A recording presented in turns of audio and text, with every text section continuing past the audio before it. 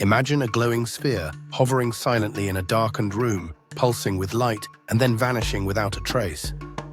That's ball lightning, a phenomenon reported for centuries but rarely witnessed.